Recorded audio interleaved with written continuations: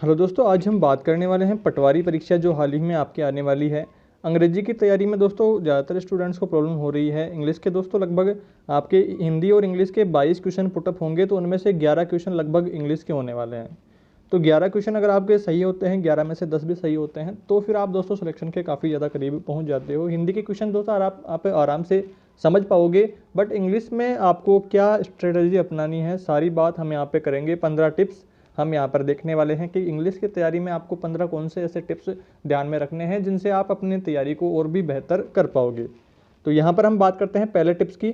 तो पहला टिप है यहाँ पे एरर डिटेक्शन। यहाँ पे आपको गलतियों को समझना है, वोकेबुलरी अपनी कंप्लीटली सही ठीक करनी है। मीनिंग्स में आपको कोई प्रॉब्लम होती है तो उनका उच्चारण सही ढंग से आना चाहिए आपको, कि स्पष्ट अर्थ आप सही ढंग से निकाल पाएँ। कॉम्प्रहेंशन यानी कि आपको समझने में आना चाहिए। इन 3 सेगमेंट में आप इंग्लिश के सिलेबस को डिवाइड है, तो तीनों की तैयारी आपको मजबूती से करनी है। यहाँ पर सेकेंडरी टिप की बात करते हैं तो कॉम्प्रहेंशन में रोजाना 1 या 2 पैसेज को आपको सोल्व करना है, क्योंकि 3-4% आपके पैसेज से ही पुटअप होंगे। तो पैसेज अगर आपको सही ढंग से सोल्व करना आता है तो अब आप 3-4 क्वेश्चन में से, मान लो अगर 4 क्वेश्चन पैसेज से हैं, तो अगर आप 3 क्वेश्चन भी सही ढंग से करते हो तो आपको दोस्तों इससे काफ़ी ज़्यादा बेनिफिट मिलने वाला है।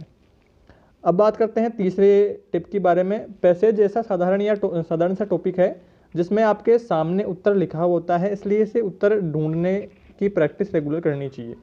करनी है कैसे, मतलब कि आपके पास पैसेजेस दोस्तों ऐसे आते हैं एग्जाम्स में, ज़्यादातर जो कंपटीशन एग्जाम्स में है रिपीट पैराग्राफ होते रहते हैं, रिपीट पैसेज होते रहते हैं। तो आप दोस्तों एक पैटर्न बना लें कि ये क्वेश्चंस जो हैं, ये पैसेज एग्जाम में आ चुका है और इस लेवल तक के आते हैं, तो वो आप एक बार एक सारणी बना करके एक सेलेक्ट कर लें कि ये पैसेजेस हमें कंप्लीट करने हैं। तो डेली के 1 या 2 पैसेजेस आप सोलो करें अभी से, तो उससे दोस्तों आपकी काफ़ी ज़्यादा प्रैक्टिस में हेल्प होगा। चौथा टिप है यहाँ पे, पैसेज को पढ़ते वक्त ज़्यादातर स्टूडेंट्स उसे पढ़कर हिंदी में ट्रांसलेट करने लग जाते हैं। इसमें उनका समय खराब होता है। यह गलती नहीं करनी है, क्योंकि उत्तर अंग्रेजी भाषा में ही पूछे जाएंगे, हिंदी में नहीं। ज़्यादातर स्टूडेंट्स दोस्तों लगभग 99% स्टूडेंट्स में यही होता है कि वो पैसेज धीरे धीरे पढ़ते हैं और फिर उसका हिंदी अर्थ करने लगते हैं कि पैसेज में क्या कहा गया है। ऐसा आपको दोस्तों नहीं करना है। कम से कम समय में पैसेज को पढ़ना है और उसका शॉर्टली आपको अर्थ समझ लेना है कि ये पैसेज इस संबंध में है। यहाँ पर बात करते हैं, अगली टिप है 5वीं टिप। पैसेज पढ़ते हुए उनके मेन वर्ड्स की मीनिंग भी समझते जाना है। फिर पैसेज में क्या क्या इंपॉर्टेंट है उसे अंडरलाइन कर लेना है। पैसेज में दोस्तों इंपॉर्टेंट बातें 4-5 बातें ऐसी इंपॉर्टेंट होती है जिनके आधार पर पूरा जो पैसेज है वो लिखा हुआ होता है। तो वो बातें आपको इंपॉर्टेंट सेलेक्ट कर लेनी है, अंडरलाइन कर लेनी है। उन्हीं में से दोस्तों क्वेश्चन आपके ज़्यादातर पुटअप होंगे। छठा टिप है यहाँ पे, पूरे पैसेज को पढ़कर और समझकर उसकी इमेज या चित्रों की सीरीज या फिल्म बनानी है। इससे यह फ़ायदा होगा कि पैसेज के बाद जब प्रश्न पूछे जाएंगे तो फिर आपसे पूरा उसे दोबारा नहीं पढ़ना होगा। अगर आप एक बार में कम समय में हल्का हल्का पैसेज को ठीक से समझते हुए पढ़ेंगे तो आपको दोबारा फिर पैसेज पढ़ने की ज़रूरत नहीं पड़ेगी। आपको एक बार में ही समझ में आ जाएगा कि पैसेज किस बारे में है, और क्वेश्चन जहाँ से पुटअप होगा हम उसी तरफ देखेंगे कि यहाँ पर ये बात हुई थी।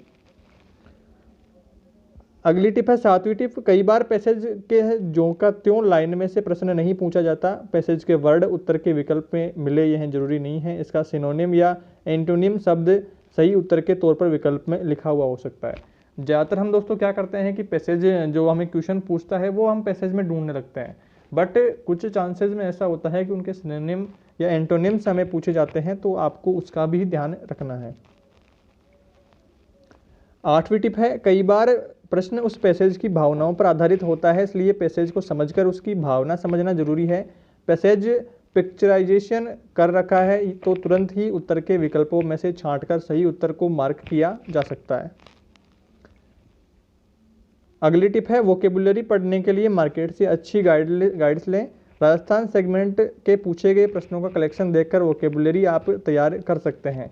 पिछले जो एग्जाम्स में कंपटीशन एग्जाम्स में जो वोकेबुलरी के एंटोनिम्स सिनोनिम्स वगैरह के प्रश्न पूछे जाते हैं उनका लेवल आप देखें, उनको सॉल्व करने की कोशिश करें, तो आपकी दोस्तों वोकेबुलरी की जो समस्याएं हैं वो काफ़ी हद तक दूर हो जाएगी और आप इंग्लिश में आप अच्छा स्कोर कर पाओगे।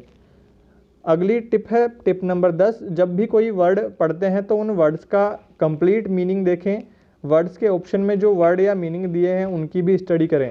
कई बार प्रश्न की जगह उनके ऑप्शन से प्रश्न बनाकर पूछ लिया जाता है। जो प्रश्न आप दोस्तों पढ़ रहे हैं उनके ऑप्शंस के बारे में भी सोचें कि आपको मान लीजिए कि 4 ऑप्शन आपके हर क्वेश्चन में होते हैं, तो जो सही है वो तो सही है और जो गलत है वो किन डेटों से रिलेटेड है। मान लीजिए कि कोई सन आपसे पूछ रहा है तो वो एक तो ऑप्शन आपका करेक्ट होगा, और जो 3 अनकरेक्ट हैं तो वो किन किन डेटों से रिलेटेड है वो भी आप थोड़ा सा ऐसा स्टडी करें, जिससे क्या होगा कि आपका ऑलराउंड आपकी कॉन्सेप्ट क्लियर होगी। 11वीं कॉन्सेप्ट है ग्रामर। कंप्लीट तौर पर सिलेबस में है, परीक्षा के लेवल को देखते हुए tenses, subject verb agreement, degree of comprehension, degree of adjectives, degree of grammar, conjunction, propositions में मल्टीपल चॉइस क्वेश्चंस को ही सोल्व करें। Multiple choice MCQ question solve करने के लिए आपको ज़्यादा क्यों कहा जाता है, क्योंकि सारे जो क्वेश्चन है आपके मल्टीपल चॉइस में आएंगे और मल्टीपल चॉइस को आप ज़्यादा सोल्व करेंगे तो आपको थोड़ी सी प्रैक्टिस में आएगा और फिर आपको क्या होगा कि कम समय में आप ज़्यादा क्वेश्चंस को पढ़ना की आपकी स्पीड बढ़ेगी और सोल्व करने की वो डार्क गोले करने की स्पीड भी आपकी तेज होगी, ताकि एग्जाम में आने वाले पैटर्न को आप समझ सकेंगे और फिर क्या होगा कि आपकी स्पीड में इम्प्रूवमेंट होगा। स्पीड आप तेज रखेंगे तो फिर आपका कम समय में पेपर ठीक होगा और आपके सारे क्वेश्चंस ठीक होने की संभावनाएं काफ़ी हद तक बढ़ जाएगी। अगला टिप है आपका सिलेक्शन होने के बाद रैंक को अंग्रेजी के 11 क्वेश्चंस डिसाइड करेंगे, इसलिए इन्हें बिल्कुल भी इग्नोर ना करें। अब समय कुछ ज़्यादा इस सब्जेक्ट को देना चाहिए। ज़्यादा समय आप इंग्लिश को देंगे क्योंकि दोस्तों लगभग आप सभी ने सारे सब्जेक्ट्स को कवर कर लिया है। अब लास्ट टाइम में रिवीजन का टाइम है तो आप इंग्लिश को ज़्यादा टाइम देंगे, तो लगभग इंग्लिश के 11 में से 10 क्वेश्चंस आपके 100% करेक्ट होंगे अगर आप सारी कॉन्सेप्ट को समझते हुए करेंगे। अगली टिप है यहाँ पे ग्रामर में एरर डिटेक्शन या मल्टीपल चॉइस क्वेश्चन पूछे जा सकते हैं। एरर डिटेक्शन में एक सेंटेंस को 3 पार्ट में डिवाइड किया हुआ होता है। जिस पार्ट में कोई ग्रामेटिकल एरर हो वही विकल्प सेलेक्ट करना होता है। यदि कोई एरर नहीं है तो ऑप्शन डी जो कि नो एरर का होता है उसे सिलेक्ट करना होता है। मल्टीपल चॉइस क्वेश्चन में एक सेंटेंस में ब्लैंक यानी रिक्त स्थान दिया हुआ होता है जिसमें नीचे 4 विकल्पों में से सही विकल्प को सिलेक्ट करना होता है। तो इस तरह के क्वेश्चंस आपको ज़्यादातर पुटअप किए हुए होते हैं। अगली टिप है वोकेबुलरी में सिनोनिम्स, एंटोनिम्स और आइडियोमिम्स एंड प्रेसेस यानी कि मुहावरे और लोकोक्तियों के प्रश्न भी पूछे जाते हैं, तो आपको उनकी कॉन्सेप्ट भी थोड़ी क्लियर करते हुए तैयारी करनी है कि कम समय में आप उनको समझ सके कि लोकोक्ति और मुहावरा कहना क्या चाह रहा है और उसका आंसर जो है परफेक्ट कौन सा होगा। तो और 15वीं जो टिप है, अब कुछ नया पढ़ने की बजाय जो पहले से तैयारी कर रखी है उसका रिवीजन सिनेमेटिक तरीके से करें, सिस्टमेटिक तरीके से करें, सारा कुछ कॉन्सेप्ट समझते हुए करें। क्योंकि दोस्तों अब नया पढ़ने पर आपका जो ध्यान डाइवर्ट होगा और जो पीछे आपने पढ़ लिया है उनका रिवीजन ना करने पर वो थोड़ा सा कॉन्सेप्ट में डिफिन होगा कि यार 2 ऑप्शन में आप पार्ट में डिवाइड हो जाओगे कि यार ये सही होगा या ये सही होगा। तो इसलिए ज़रूरी है कि आप जितनी आपने पहली तैयारी कर ली है उसी को दोस्तों रिवीजन करें और जो हल्के कुछ पार्ट आपके रह गए हैं उनको थोड़ा कम आप देखें, जिससे क्या है आपकी जो तैयारी पहले हो चुकी है वो ढंग की हो जाए और जो आप फिर भी टाइम आपके पास बचता है तो फिर आप कोई नया पॉइंट आपका रह गया है तो फिर उसको देखें। तो उम्मीद करता हूं दोस्तों आपको वीडियो अच्छा लगा होगा। लाइक शेयर सब्सक्राइब जरूर करें और भी दोस्तों अगर आपको कोई प्रॉब्लम होती है तो हमें कमेंट जरूर करें। तो चलिए जल्दी मिलते हैं एक नई अपडेट के साथ।